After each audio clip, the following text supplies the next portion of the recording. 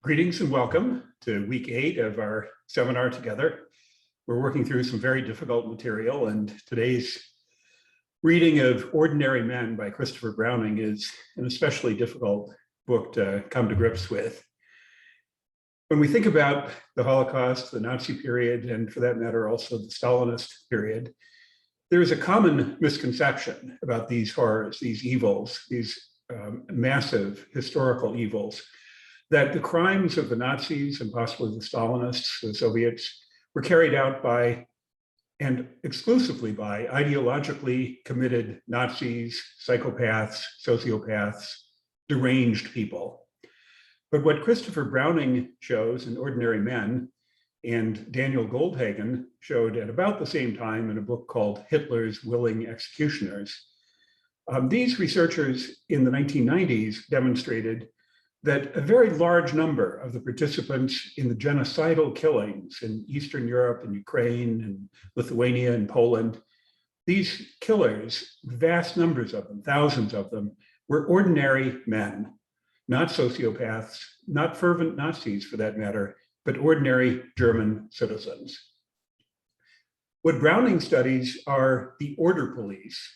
And order police, this is an important component of the final solution. And so we need to understand a little bit. But essentially, what Browning walks us through is the fact that civilian police units had been established even before the rise of the Nazi period in the various cities of Germany, both Weimar Germany and then eventually Nazi Germany. And the order police were militarized but still civilian police units. They were units of non-military police battalions, which were then, after war came, after 1939, when Germany invaded Poland and occupied Poland, Germany had a major manpower shortage in the tasks of dominating and working its goals in Poland and eventually in Ukraine and the Soviet Union. And so it undertook to integrate the units of order police previously confined to their work in various German cities, to integrate those cities, to move them, not those cities, but those units of order police, move them to the occupied countries of Poland, Ukraine, Soviet Union, and so forth. So order police were units of non-military police battalions, which were then attached to German invading and occupying forces in Poland and Eastern Europe. Their primary task was to assist in the carrying out of the final solution, the extermination of the Jews of Europe. Order police battalions participated in mass killings of Jews in Poland and Ukraine, and were the primary agents in the, quote, relocation and resettlement of Jews from villages and cities to ghettos to extermination camps.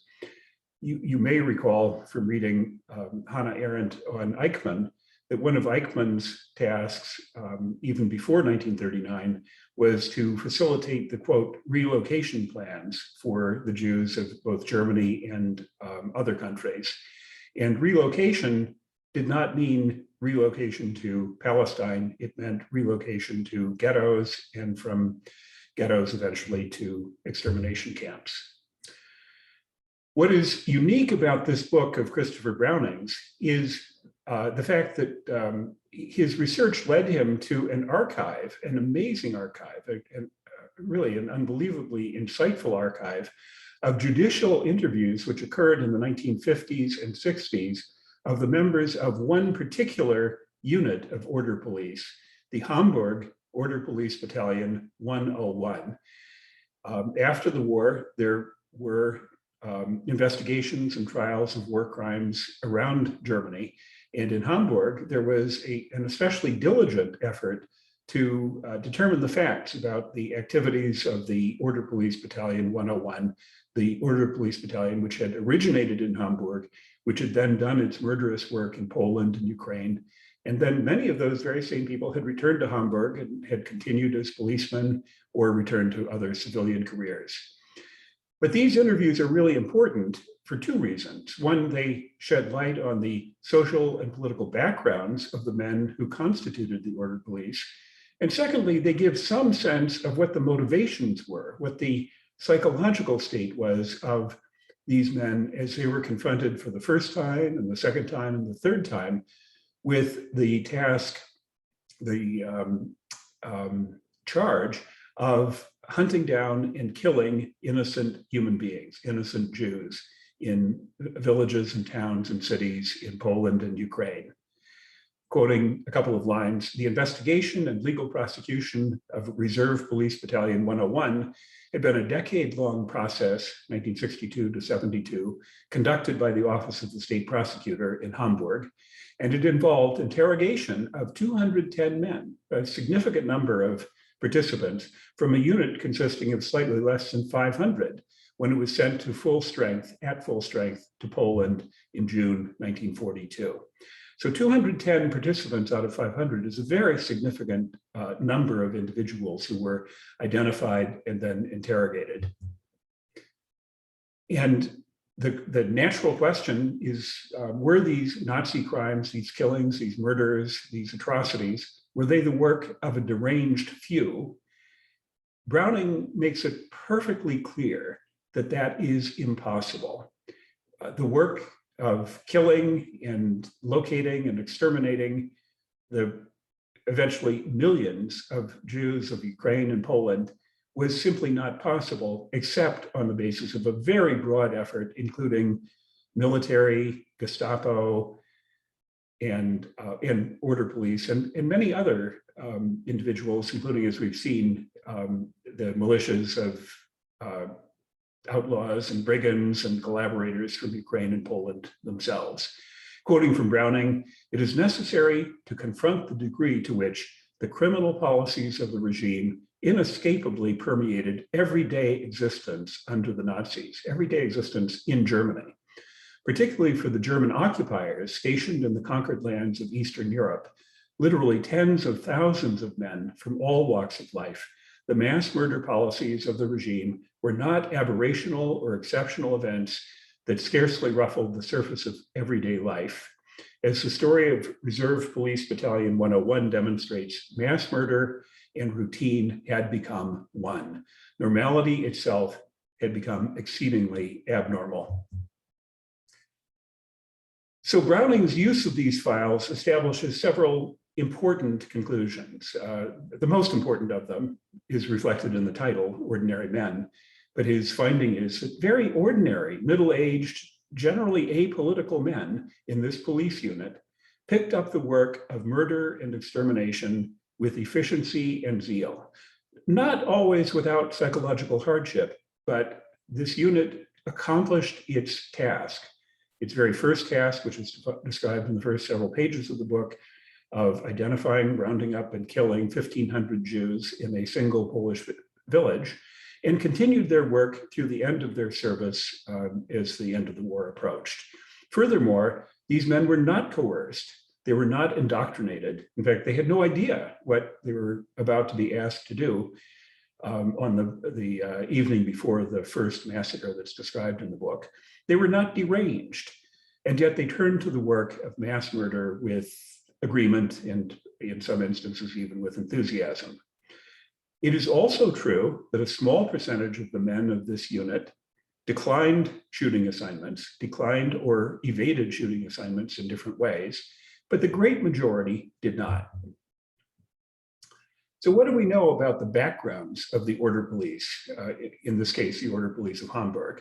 And the answer is that they were fairly ordinary, working class, lower middle class German citizens. Quoting Browning, they were middle class, middle-aged family men of working class and lower middle class background from the city of Hamburg. Considered too old to be of use to the German army, they had been drafted instead into the order police. Most were raw recruits with no previous experience in German-occupied territory. They had arrived in Poland less than 3 weeks earlier. This is a photograph of order police in Poland. The book documents organized and successful killing techniques by the order police battalions and it's just a completely dispiriting list of places, and the list of places is in the hundreds, but I'll list several: Minsk, Bialystok, Berdichev, and many, many other cities and towns in the Western USSR, in the Ukraine. And it also provides official records of the numbers of Jews who were shot and murdered by these order police battalions. Berdichev, you may recall, was the home city of Vasily Grossman, and the city where his mother was murdered in the massacre of 20,000 Jews in that city in 1941. A different order police battalion passed through Mirapol, the town that is the subject of the book, The Ravine, in September of 1941, a month prior to the massacre at the Ravine. So the order police were visible in Mirapol, though it's not clear from the documentation whether they participated in the massacre that we read about in the book, The Ravine. So in this case study, he finds that the activities of Reserve Battalion 101, Order Police Battalion 101, involved some of the most gruesome crimes of the final solution. It had been based in Hamburg, and it was one of the very first to be attached to a German army group and sent to Poland. You read in the opening pages of the book, the massacre by shooting of 1,500 Jews in the Polish town of Bilgoraj. And the lack of preparation, there was no training, there was no preparation, there were simply orders given, along with the statement, if this is not acceptable to you, if this is not something you feel able to do, then you can step aside. In addition to massacres by shooting, the Reserve Battalion was also involved, and probably more of its time later in the war was involved in, quote, resettlement duties in Poland, which meant herding rural Jews into cities, urban Jews into ghettos, and then evacuating ghettos by train to extermination camps. The police battalions also provided guard duty at the Łódź ghetto and made sure that it was impossible to escape from the ghetto. And Browning also documents that the order police did atrocious acts of simply randomly shooting people over the wall as, well, not for any military or police reason, but just on impulse. Most importantly, the order police provided oversight of the transports of Jews from Hamburg to Riga and Kovno death camp. And finally, Browning makes it perfectly clear, there was full awareness at every level of the order police, from its officers to its common foot soldiers, foot policemen, full awareness of the campaign to murder and exterminate the Jews. It is impossible for members of these units to say, well, I didn't know what was happening. So let's ask the question, which Browning asked, were these Nazis? Were they Nazi members or followers? Were they fervent Nazis? And the records seem to indicate that about a quarter of the unit actually belonged to the Nazi Party. But that means 3/4 did not belong to the Nazi Party. They were apolitical from that point of view. But what is really interesting is this paragraph. So I'll quote this from Browning. However, because the interrogating officials did not record such information, we do not know how many had been communists, socialists, or labor union members before 1933. Presumably, a not insignificant number must have been, given their social origins. By virtue of their age, of course, all went through their formative period in the pre-Nazi era. These were men who had known political standards and moral norms other than those of the Nazis. Most came from Hamburg, by reputation one of the least Nazified cities in Germany. And the majority came from a social class that had been anti-Nazi in its political culture. These men would not seem to have been a very promising group from which to recruit mass murderers on behalf of the Nazi vision of a racial utopia free of Jews. This is a real puzzle, and that's why I draw it to your attention, because these are men who came from a culture of socialism and internationalism and anti-racism. And so it is all the more puzzling that when combined into a unit of order police of 500 men, they functioned very effectively as a murderous arm of the genocidal German efforts in Eastern Europe. How many people did not participate? Well, here's one indication. At Josephau, a mere dozen men, 12 men out of nearly 500, had responded instinctively to Major Trapp's offer to step forward and excuse themselves from the impending mass murder. Only a dozen men excused themselves. Why was the number of men who, from the beginning, declared themselves unwilling to shoot so small? In part, it was a matter of the suddenness. There was no forewarning or time to think, as the men were totally surprised by the Josephau action. Unless they were able to react to Trapp's offer on the spur of the moment, this first opportunity was lost. As important as the lack of time for reflection was, the pressure for conformity, the basic identification of men in uniform with their comrades, and the strong urge not to separate themselves from the group by stepping out. That is an important hypothesis, and one that maybe we can discuss a little bit further. But the basic identification of men in uniform with their comrades, and then a desire not to deviate. The archive provides evidence only for one officer who made a principled and decisive stand against murdering the Jews of Poland, and this was one Lieutenant Buchmann. Quoting, the most dramatic response was again that of Lieutenant Buchmann, who asked Trapp to have him transferred back to Hamburg and declared that short of a direct personal order from Trapp, he would not take part in Jewish actions. So Buchmann stood up very explicitly and refused.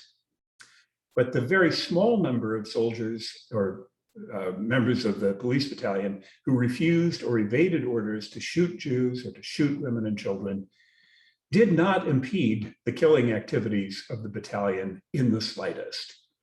Quoting from Browning, by the end of September 1942, Reserve Battalion 101 had participated in the shooting of approximately 4,600 Jews and 78 Poles, and had helped to deport approximately 15,000 Jews to the extermination camp at Treblinka.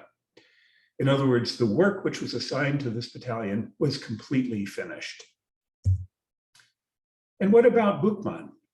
Was Buchmann able to maintain his principles to the end? Well, regrettably not. Even Buchmann complied in the end when he was directly ordered. Again, a quote that I think is worth reflecting on. Buchmann thus found himself in the same position as Trapp at Josephau and basically reacted in the same way. Ordered directly by a superior SS officer of the security police to carry out a mass shooting of Jews with the order police under his command, Buchmann complied. Faced with subordinates who explicitly requested a different assignment, just as he had done at Josephau, Buchmann consented and excused 4 men. As the shooting continued, Buchmann removed himself in the company of the senior member of the staff contingent, a man whom he knew well and had excused from the firing squad upon request. He walked a considerable distance from the execution site. So plainly, Buchmann was still personally and morally troubled, but he complied. Before we finish this kind of overview, I'd like to draw out some parallels that exist between the account that we find in Browning and the little bit that you've read about Vasily Grossman and his essay about Treblinka. I believe it is worth drawing out the parallels of the account of the Order Police Battalion 101 and Grossman's account of the Treblinka death camp, because Treblinka was established as a killing factory for the Jews of the major ghettos of Poland, which is exactly where Police Battalion 101 was operating. The Order Police were on one end of the rail line, and the death factory was on the other end. In other words, it was an integrated system. Transports of Jews arriving by train brought thousands of victims a day for immediate death by gas chamber. Grossman has a few observations about the character and motivations of the officers and guards at Treblinka, which kind of complements the study of motivations that we've been just kind of reviewing at Browning office of the police officers. Grossman emphasizes that the officers at Treblinka had no illusions about the murderous crimes that they were committing. They did not fail to understand the murders that they were committing. He writes, "It must be noted here that these creatures were by no means robots who mechanically carried out the wishes of others. All witnesses speak of a trait common to all of them, namely a fondness for theoretical argument, a predilection for philosophizing. All of them had a weakness for delivering speeches to the doomed people, for boasting in front of their victims and explaining the lofty meaning and importance for the future of what was being done at Treblinka. Grossman observes that the work of mass killing, incineration, and management of genocide created no nightmares for these men. They were able to sleep well. Quoting him, after a day of work and amusements, such as those described above, they slept the sleep of the just, undisturbed by dreams or nightmares. Their conscience never worried them for the simple reason that they had no conscience. They went in for physical exercise, took great care of their health, drank milk every morning, were extremely fussy about their personal comforts, planted flowers in front of their homes, and built summer houses. Several times a year, they went home to Germany on leave, since their profession was considered injurious and their superiors jealously guarded their health. Further, he writes, and when they went arm in arm with their wives to the cinema of an evening and laughed loudly, stamping with their hobnailed boots on the floor in delight, it was hard to tell them apart from the average German man in the street. Yet these were beasts in the most literal meaning of the word. So here's a closing thought. How does Poland remember its murdered Jews today? How has Poland remembered its murdered Jews since the 1970s and 1980s and 1990s? And the answer, regrettably, is with grudging and limited sorrow, and also with forgetting. I'm about to show you the sole memorial that exists in Krakow, where something like 50,000 Jews were sent to the extermination camps, Krakow, Poland. But you will notice in just a minute, the lie which is incorporated into this inscription, that it is a memorial for the Jews, quote, killed by the Nazis in World War II. But we now know enough to read critically and to think of the blank lie and the bold lie, because this is an explicit denial of the historical fact that Polish citizens and neighbors collaborated in the killing of Poland's Jews.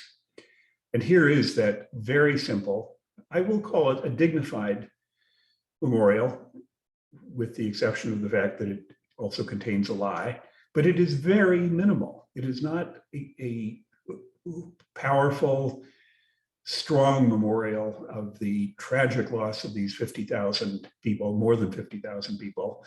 I'll read the English inscription. Place of meditation upon the martyrdom of 65,000 Polish citizens of Jewish nationality from Krakow and its environs, killed by the Nazis during World War II. And that inscription is written in Polish, English, and Hebrew. Very minimal, and also very willing to forget. Thanks.